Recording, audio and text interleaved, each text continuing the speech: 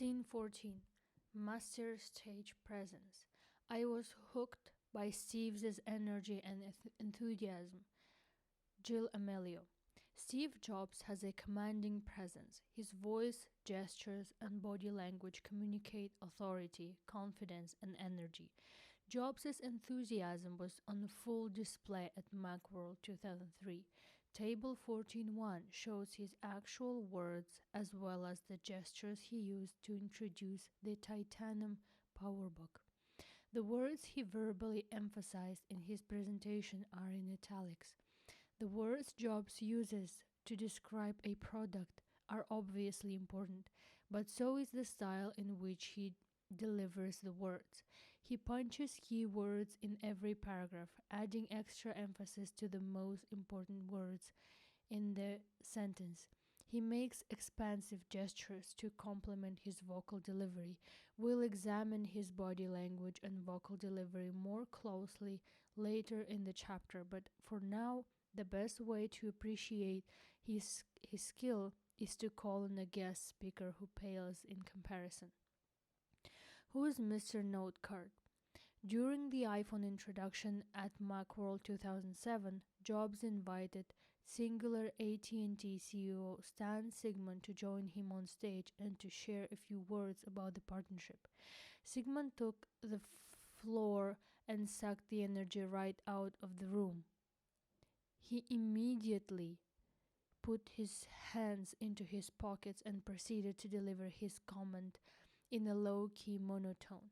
Worst of all, he pulled note cards out of his jacket pocket and started reading from them word for word.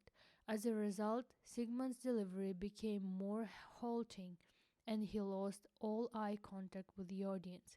He continued for 6 long minutes that seemed like 30. Observers were fidgeting, waiting for Jobs to return. A post on CNN's international blog read, Sigmund read stiffly from a script, pausing awkwardly to consult notes.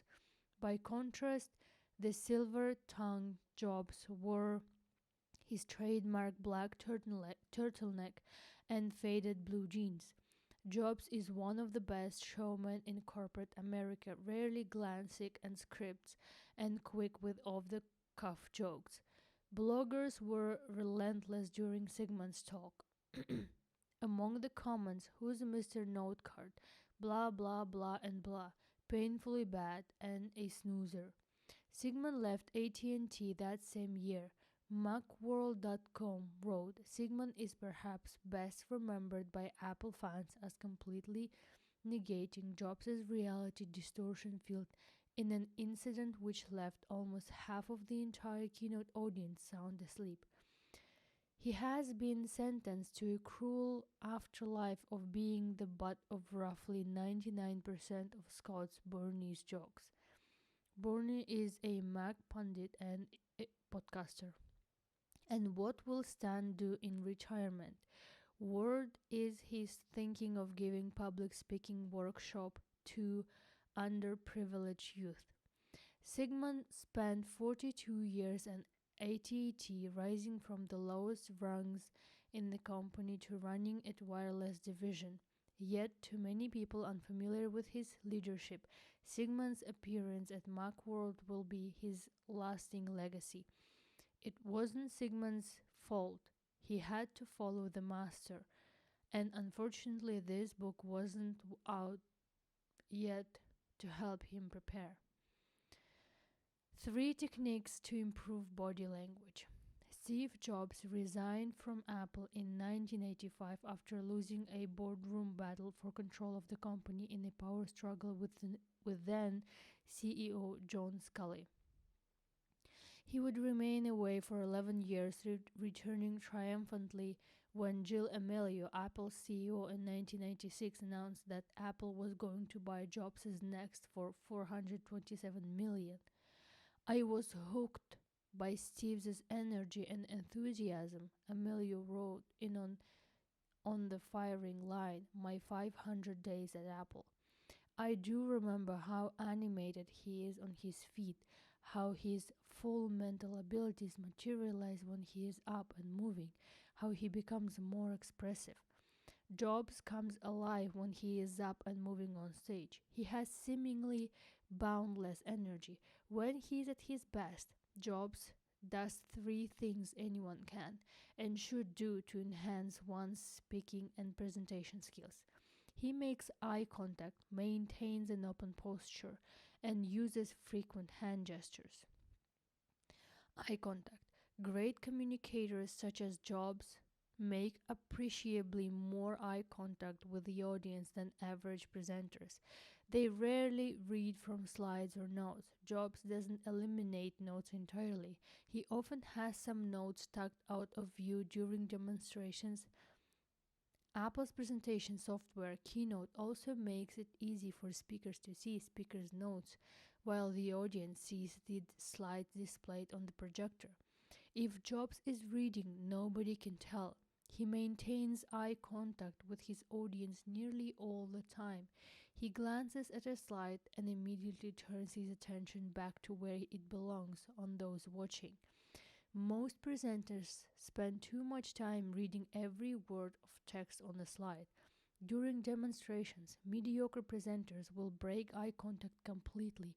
Research has discovered that eye contact is associated with honesty, trustworthiness, sincerity, and confidence. Avoiding eye contact is most often associated with a lack of confidence and leadership ability. Breaking eye contact is a surefire way to lose your connection with your audience. Jobs can make solid eye contact with his listeners because he practices his presentations for weeks ahead of time. He knows exactly what's on each slide and what he's going to say when the slide appears. The more Jobs rehearses, the more he has internalized the content and the easier it's for him to connect with his listeners. The majority of presenters fail to practice, and it shows. The second reason why Jobs can make solid eye contact is that his slides are highly visual. More often than not, there are no words at all on a slide, just photographs. When there are words, they are few, sometimes just one word on a slide. Visual slides force the speaker to deliver the information to those whom the message is intended to reach, the audience. Open posture. Jobs rarely crosses his arms or stands behind a lectern. His posture is open. An open posture simply means he has placed nothing between himself and his audience. During demos, Jobs sits parallel to the computer, so nothing blocks his view of the audience or the audience's view of him. He performs a function on the computer and immediately turns to the audience to explain what he just did, rarely breaking eye contact for a long stretch of time. In Jobs' early presentations, most notably in the 1984 Macintosh introduction, he stood behind a lectern. He abandoned the lectern soon after and has never used one since.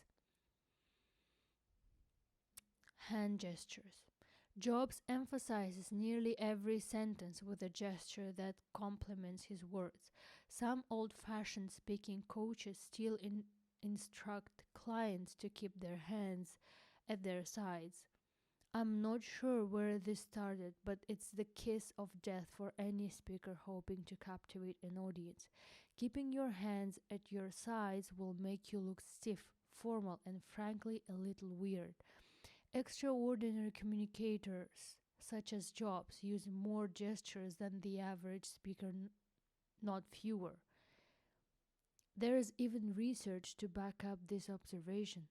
Dr. David McNeil at the University of Chicago is known for his exhaustive research in the area of hand gestures.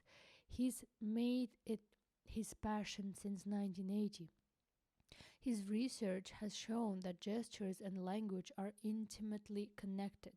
In fact, the use of gestures can help presenters speak better by clearing up their thought process. Yes, he says, it actually takes concentrated effort not to use gestures. McNeill has found that very disciplined, rigorous, and confident thinkers use hand gestures that reflect the clarity of their thinking. It's like a window to their thought process. Use hand gestures to emphasize your point. Be careful, however, that your hand gestures do not become robotic or over rehearsed. In other words, don't copy Jobs and his mannerism. Be yourself, be authentic. Say it with style. Steve Jobs uses his voice as effectively as his gestures. His content, slides, and demos create excitement, but his delivery ties the package together. When he introduced the iPhone in January 2007, he told a magnificently woven story, and his vocal expression provided just the right amount of drama. We reviewed the announcement and its slides and previous chapters. Now let's focus on how Jobs said what he said. It's a package deal after all. Great slides mean little without a great delivery. A great story will fall flat if delivered poorly. Table 1412 illustrates Jobs' vocal delivery. It's from the same iPhone presentation featured in scene 13 with a focus on his actual delivery. The words Jobs chose to emphasize are italicized in the first column. The second column lists notes on his delivery, including the moments when he pauses right after a phrase or sentence. Pay particular attention to pacing, pausing, and volume. Jobs varied his delivery to create suspense, enthusiasm, and excitement. Nothing will do more to destroy all of the work you put into crafting a spectacular presentation than to deliver it in a boring monotone, which Jobs most certainly does not. Jobs' voice complemented the drama of the plot. He uses similar devices in every presentation. This section details 4 related techniques that Jobs uses to keep his listeners engaged: inflection, pauses, volume, and rate. Inflection. Jobs changes his inflection by raising or lowering the pitch of his voice. Think about how flat the iPhone launch would have sounded if all of his words had been delivered with exactly the same tone. Instead, Jobs raised his pitch when he said, "Are you getting it?" And this is one device. Jobs has some favorite descriptions that find their way into many of his presentations: unbelievable, awesome, cool, and huge. These words would not carry the same impact of the tone in which they are delivered sounds exactly like the rest of the sentence. Jobs modifies his tone frequently, keeping his listeners on the edge of the seats. Pauses. Nothing is more dramatic than a well-placed pause. Today, we're introducing a third kind of notebook. Jobs told me the Macworld audience in January 2008. Then he paused a few bits before saying, "It's called the MacBook Air." He paused again before delivering the headline, "It's the world's thinnest notebook." Jobs doesn't rush his presentation, he lets it breathe.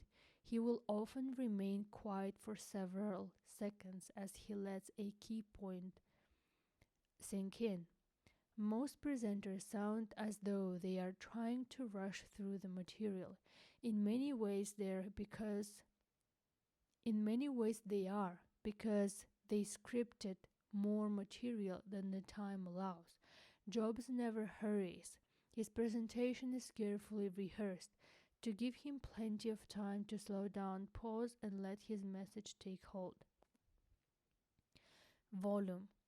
Jobs will lower and raise his voice to add drama. He typically does this when introducing a hot new product. He often lowers his voice as he builds up to the announcement and then raises his volume to hit the big note. He'll do the opposite as well. When he introduced the first iPod, he raised his voice and said, "To have your whole music library with you at all times is a quantum leap in listening to music." He then lowered his voice and delivered the knockout. "But the coolest thing about iPod is your entire music library fits in your pocket. Just as inflections and pauses keep your audience riveted to your every word, so does the volume of your voice." Rate. Jobs speeds up the delivery of some sentences and slows down for others. Demonstrations are typically delivered at his normal rate of speech, but he slows down considerably when he delivers the headline or key message that he wants everyone to remember. When Jobs introduced the iPod for the first time, he lowered his voice nearly to a whisper to emphasize the key takeaway. He also slowed the tempo of his sentences to build the drama. Table 14.3 offers the highlights. Table 14.1. Jobs' Macworld 2003 presentation. Steve's words. 2 years ago, we introduced a landmark product for Apple. The Titanium PowerBook instantly became the best notebook in the industry, the number one last object. Gestures. Raises index finger. Every review said so. Gesture. Pulls hands apart, palms out. And you know what? Nobody has caught up with it in 2 years. Gestures. Holds up 2 fingers on right hand. Almost every reviewer today still says it's the number one notebook in the industry. No one is even close. Gestures. Chops air with left hand. This is important for Apple because we believe that someday notebooks are even going to outsell desktops. We want to replace even more desktops with notebooks. Gestures. Makes an expansive gesture with both hands. So how do we do this? What's next? Well, the Titanium PowerBook is a milestone product and it's not going away. But we're going to step it up a notch to attract even more people from a desktop to a notebook. Gestures. Moving hand in a broad stroke from right to left. And how do we do that? We do that with this. Pauses. The new 17-inch PowerBook, a 17-inch landscape screen. Gestures. Another expansive gesture, hands pulled apart, palms up. It's stunning. Pauses. And when you close it, it's only 1 inch thick. Gestures. Make thin gesture with left hand. The thinnest PowerBook ever. Let me go ahead and show you one. I happen to have one right here. Gestures. Walks to stage right while maintaining eye contact with the audience. It's the most incredible product we have ever made. Gestures. Picks up computer and opens it. The new 17-inch PowerBook, it's amazing. Look at that screen. Gesture. Holds up computer to show the screen. Look at how thin it is. Isn't it incredible? It's beautiful too. Gesture. Shuts computer and holds it up. This is clearly the most advanced notebook computer ever made on the planet. Our competitors haven't even caught up with what we introduced 2 years ago. I don't know what they're going to do about this. Gestures. Smiles and looks directly at the audience.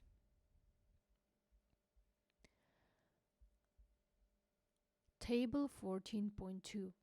Jobs' 2007 iPhone presentation.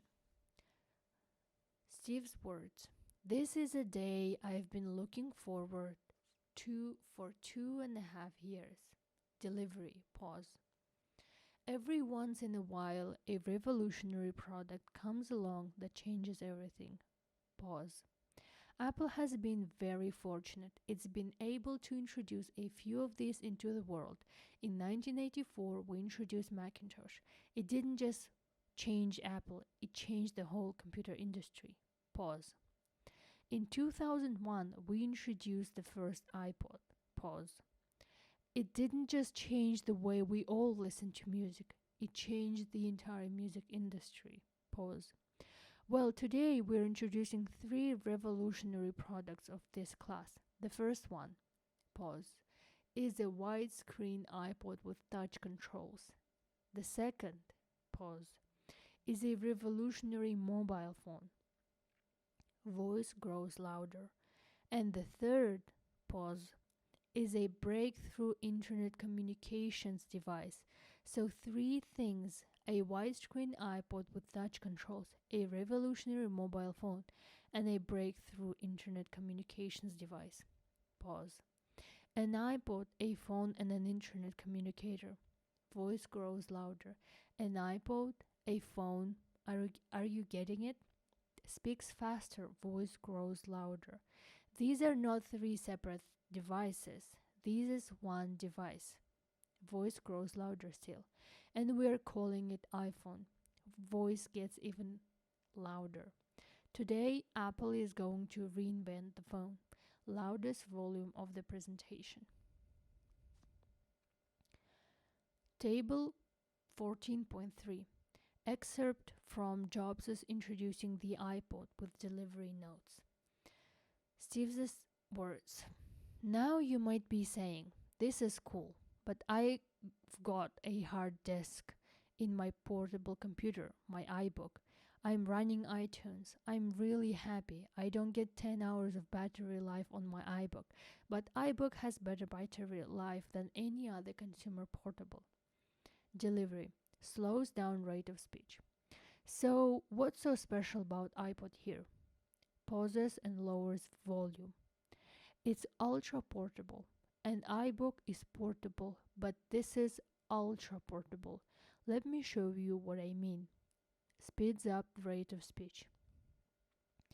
iPod is the size of a deck of cards. It's 2.4 inches wide. It's 4 inches tall and barely 3/4 of an inch thick. This is tiny. It also only weighs 6.5 ounces, lighter than most of the cell phones you have in your pockets right now. This is what's so remarkable about iPod. Slows down and lowers voice. It's ultra portable, almost at a whisper. Act like the leader you want to be. Do not make the mistake of believing body language and vocal delivery are unimportant soft skills. USLA research scientist Albert Mehrabian studied expression and communication for his book Silent Messages. He discovered that nonverbal cues carry the most impact in a conversation. Tone of voice, vocal expression was the second most influential factor. The third and least important were the actual words spoken.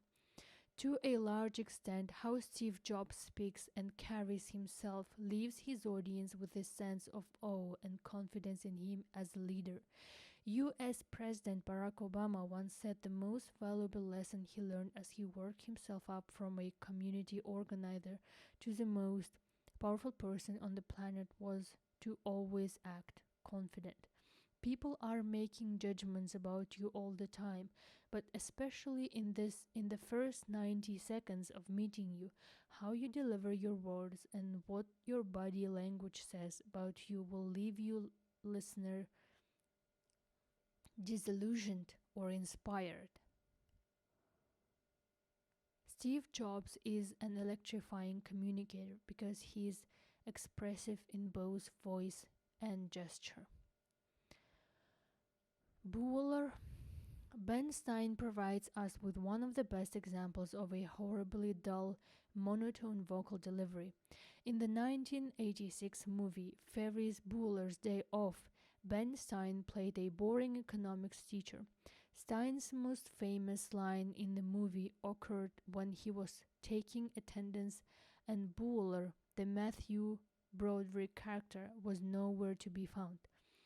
In the driest monotone on film, Stein asked, "Bueller, Bueller, Bueller," as the camera flashed to an empty chair. In another scene, Stein discussed the wholly smooth tariff act and voodoo economics. The looks on the students' faces are hilarious. One kid has his head on the desk as Droof is coming out of the side of his mouth. Stein's character is so boring, it's funny. If Stein were to read a transcript of a Steve Jobs presentation in the same manner in which he played the teacher, it would surely be one of the longest, dullest presentations in the history of corporate America. This proves once again that words matter, but an effective delivery makes the difference.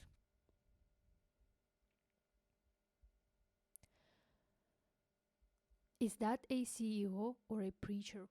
Few among us have the public speaking confidence to rival Cisco CEO John Chambers. People are often shocked the first time they watch him give a presentation. Like a preacher, Chambers roams among the audience.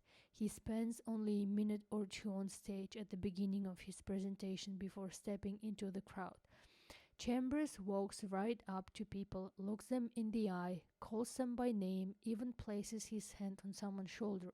Very few have the confidence to pull this off.